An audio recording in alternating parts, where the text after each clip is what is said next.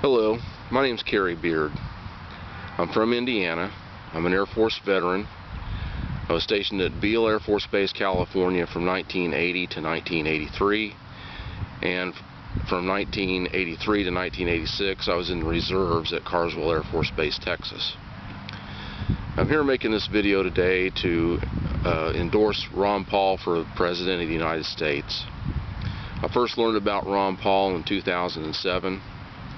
Up until that point in time, I was a huge supporter of George W. Bush and the wars in Iraq and Afghanistan. But at the same time, I was having some problems with some things that were going on. First of all, there was the immigration thing that was going on. If you remember, the McCain-Kennedy bill, which was known as the Amnesty Bill, was going on, and George W. Bush was really pushing to get that bill passed, and he wanted to sign that bill into law. And that had me asking a lot of questions. Another thing is that the wars were going on so long. We were told in the beginning of the invasion into Iraq that it would be a cakewalk, that it would be over in 90 days, and we would be in and out. And that turned out not to be the case.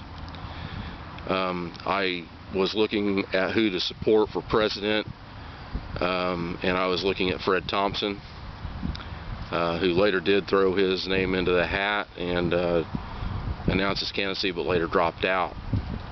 But before I could really get behind Fred Thompson, I was over at my brother's house, and we were talking about who to support for president, and I asked him who he was supporting, and he said Ron Paul.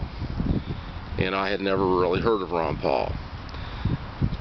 And so I started looking at some of the videos that my brother was posting on the internet, and at first I kind of thought, well, this guy's out in left field. And but I was kind of curious as to what he was saying. And then my brother posted a video about the Security and Prosperity Partnership that had been signed by George W. Bush, the Prime Minister of Canada, and the Prime Minister of Mexico, which is basically NAFTA on steroids. And it talked about the creation of the North American Union. And at that point in time, a light went on, and I realized that I had been distracted.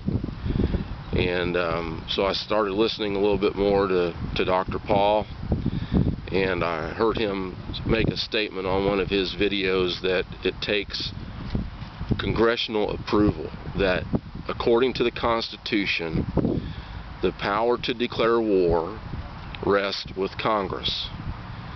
And I realized he was right, because that was something that I was taught in the Air Force.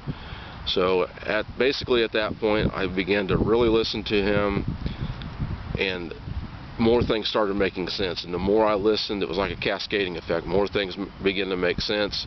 I started doing my own research and started talking to my brother some more, checking things out, reading through the Constitution myself, and realizing that Dr. Paul is actually right.